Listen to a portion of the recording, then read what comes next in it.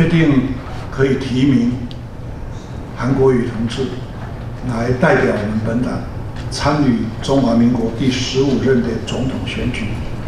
请问各位常委对这一项报告事项是否确认？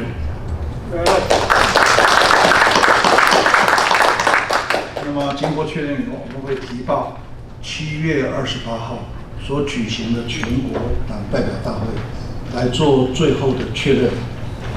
所以非常感谢各位常委以及所有参与这一次提名程序的工作同仁，我们用了非常公正、公平、公开的方式。